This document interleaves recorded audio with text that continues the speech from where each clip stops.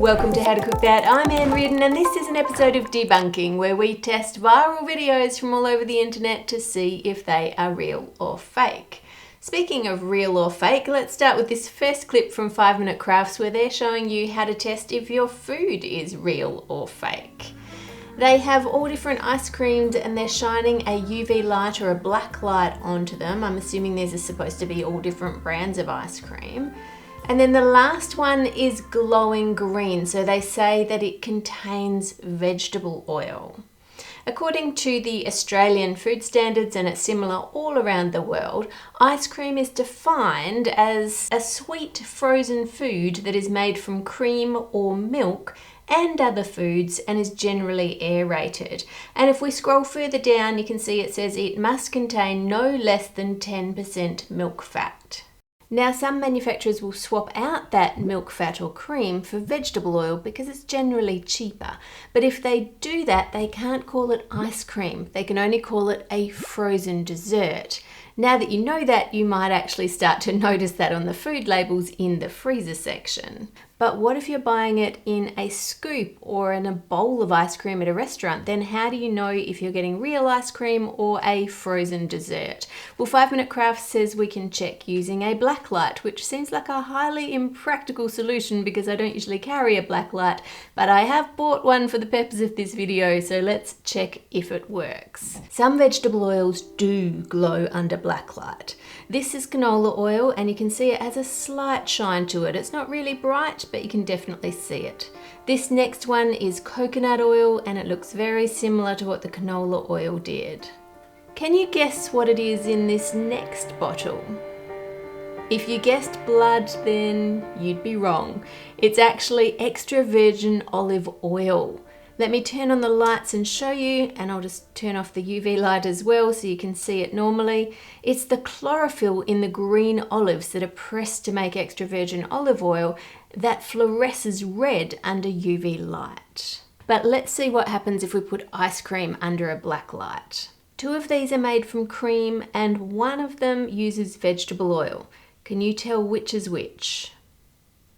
This is the one made from coconut oil and these 2 are made from cream. Once the vegetable oil is mixed in with all the other ingredients, it's not going to glow under black light because it didn't glow very brightly in the first place. If we look back at the original 5 Minute Crafts clip, their first ice creams are all nice big rounded scoops, and then when you get to the last one, it's completely flat. It's as if they needed to tip something over the top that would glow under the black light. Maybe that's what they did. Who knows, but that test is debunked. Okay, looking at the next video, ironically, this is 5 Minute Crafts testing TikTok hacks to see if they work or don't work. Here they have a blender and they're adding in sugar and powdered sugar and putting the lid on and turning on the blender, which would just give you powdered sugar, but they're saying no, it gives you cotton candy or fairy floss, and they're saying that hack works. We know that hack does not work. I've already debunked this before. I can't believe that they are pretending to test hacks to tell you if they work or not and then lying to you and saying that they do work when they definitely don't work. The only way you could make it look like you could make cotton candy in a blender is this. Put lots of little bits of cotton candy, or fairy floss as we call it here in Australia, into your blender, pile it all the way up to the top, then turn it on and wait for it to blend. Get a close-up shot of turning it on and then play the footage in reverse. It's just another fake cooking hack from 5 Minute Crafts where they take something they know doesn't work and they're presenting it in a way to tell you that it does work. That is disinformation, deliberately misinforming your audience. Okay, moving on. Aniko asks, "Hi Anne, could this be real or is it fake?" Let's take a look. The type of pan you use has a big impact on how your desserts bake. Cookies baked on a dark tray will have a more crispy edge and the bottom will brown more than those baked on a light tray. For cakes, because the dark metal conducts heat more quickly, the bottom of the cake will be darker and the edges of the cake will also set faster. That's an interesting claim. Now this, to be clear, is not going to be disinformation. If this is wrong, this will be misinformation, where the person who is telling you believes that it's true and that's what they think it is, but it may not be correct. In order for me to test it and show it to you, I'm going to have to buy a whole lot of light and dark trays. And then we need to control for all the other variables. So I'll use the exact same cake ingredients, all at room temperature, mixed for a set length of time just before pouring it into a tin, and then spreading it out and baking it at the same temperature on the same shelf in the same oven for exactly the same length of time. So the only variable that we're changing here is the tray. I've deliberately bought trays that are made of different metals because I think that that is going to be the biggest factor, not what colour the tray is, but we'll see what the results say. The one that you just saw bake said it was made of anodised aluminium, and now if we have a look at these ones, the light rose-coloured tray says it's made of heavy-duty carbon steel. The light-coloured shiny one is made of stainless steel with no coatings over the top. The dark coloured one on the bottom left is made from pressed aluminium with a non-stick coating, and the other dark one did not say what it was made of anywhere on the label, but the website said it was steel, but the label doesn't confirm or deny that. And just for good measure, I want to bake it in Pyrex or glass as well, because that is a really poor conductor, so it gives us a good comparison. To understand the difference that the different metals are going to make when you're baking, you need a basic knowledge of thermal conduction, which is just fancy words for heat transfer between materials. Imagine that this is a cross section of the base of our cake pan. So we've cut it in half down the middle, and this is the cake batter, and this is just the air in the room. So to start with, everything is at room temperature, which means it has some heat. So to represent that heat, I'm going to use some red lollies. Nothing needs to move around because it's all the same temperature. But then when we put this in the oven, all of a sudden there's a lot more heat in the air than there is in here or here. And what happens next depends on how good a thermal conductor this metal is. Let's go. Some metals are very good thermal conductors, which means they quickly move the heat from the air in the oven into the metal and into the cake batter on the other side. They're very efficient.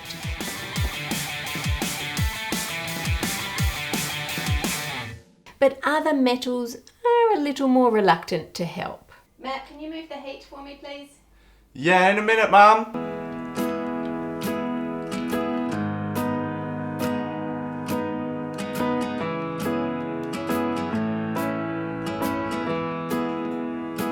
He will get the job done. It's just going to take a little while longer to transfer that heat. Now, if we just look at the metals in the trays that I bought, aluminium is going to be your fastest heat conductor, and next, quite a bit further down, is your steel. Steel is made of a mixture of different things in there, so it can range depending on the type of steel as to how fast that is going to conduct the heat, and the slowest of the ones we have is glass. But what if you don't have the label for the tray anymore and you have a tray at home, you have no idea what it's made of? How can you test if it's going to be a good thermal conductor or not? Well, one thing you can do is feel it and compare two trays next to each other.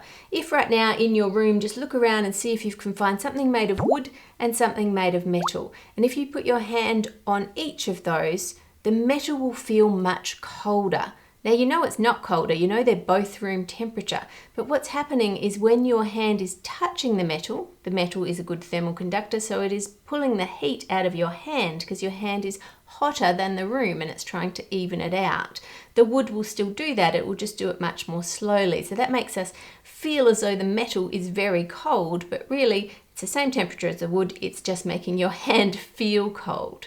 So for wood and metal, you can probably tell that difference, but metal and metal are a bit closer together, so it can be a bit harder to tell. So a more specific test you can do is what I like to call the ice cream test.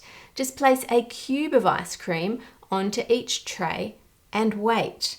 The one that is the best thermal conductor is going to transfer the heat from the tray into the ice cream the fastest and therefore melt the ice cream the fastest. You can see there the aluminium melted it really quickly, and the slowest here was the stainless steel. Let's do that test again with the other two pans so we can see where they sit.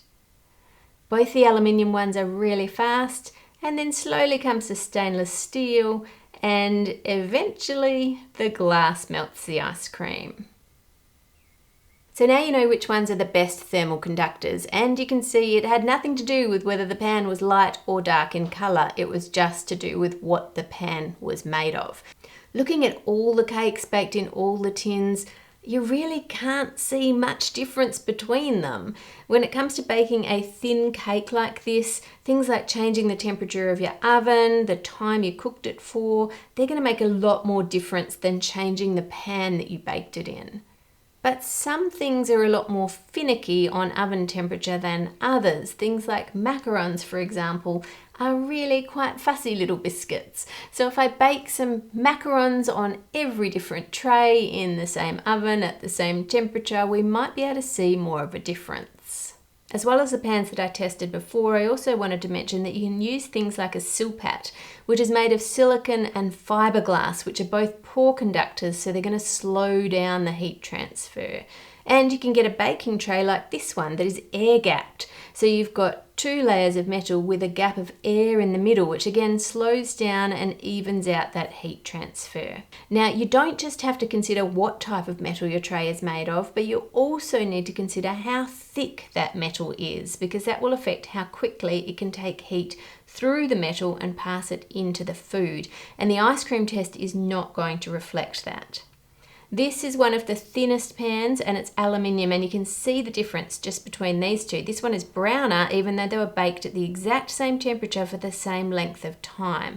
And you can see they're all cracked. They are not good looking macarons. It did not like that fast heat transfer. These ones are also all cracked, and this would be one of the thinnest steel trays that we have. Moving right along to the carbon steel and the stainless steel ones, they are looking a little bit better, but we still have a fair bit of cracking. Then moving those along, we have glass and the thicker aluminium. So even though in the ice cream test it looked like this was exactly the same as the other aluminium, it is substantially thicker on the base here, which makes that heat transfer slower, and the macarons much preferred that. We've got no cracks. And the glass, which as you know is the poorest conductor out of the ones we tested, has slowly heated them up, and it actually had to be left in the oven 3 minutes longer because they were not done at the same time as the others. And lastly, the air gapped tray, we've got the silpat on one half, which is slowing it down even further, and the air gap on the other, providing that slow heat which macarons like. So if you're baking something like macarons, you might want to invest in a tray that is thick and a slow conductor, because that will probably work best for those. But for everything else, you're probably not going to notice a difference, and it would make more of an effect if you just adjust your oven temperature. So if you've got a really thin aluminium pan, just turn your temperature of your oven down a little bit and you are not going to notice. You don't need to rush out and buy new pans. You especially don't need to buy them based on whether they are light or dark. Okay, next Jared has sent in this clip. They've got baking soda, putting it in some water, adding spinach. Baking soda's high alkaline pH breaks down pesticides. Clean in baking soda solution before eating. So that video is telling us we should rinse all our fruit and veggies in a baking soda solution to get off any traces of pesticides. Now, I think I know the study that they have taken this from, but they have taken it so far out of context that it's no longer true. The study that was done firstly on apples, not on spinach or any other fruit or vegetables, just on apples. And they didn't just rinse it, they soaked it for 8 minutes in the solution of bicarb. And they weren't testing the tiny amounts of pesticides that would be on the residue when you get it from the shop. They were dousing them in pesticides, letting it dry, and then washing it to see what percentage it got off using the bicarb. They were actually talking about something that could be used further back before it even got to market. They weren't looking at stuff you could do at home. That wasn't the purpose of the study. And also, the major thing is they only tested 2 pesticides. There are hundreds of different pesticides that are used in the production of fruits and vegetables, and they only tested 2. And if you read the study, it says in the study more tests are going to be needed to be done with all the other pesticides. You can't just extrapolate from one thing and go, oh yeah, that'll work for everything. You can't do that. So no, do not start washing your fruit and vegetables in baking soda or soaking them or doing any of that. Just wash them really well in water and enjoy eating them because they are good for you. With thanks to my patrons for all of your support. You guys are absolutely wonderful. I love my patrons. I really enjoy that community. I really think it's amazing. You can go over to patreon.com and join them there and see the different rewards that are there for the different levels. Make it a great week by being kind to others, and if you enjoyed the video, let the algorithm know by liking, sharing, commenting, subscribing, turning on the notification bell. You guys know what to do. Make it a great week, and I'll see you on Friday.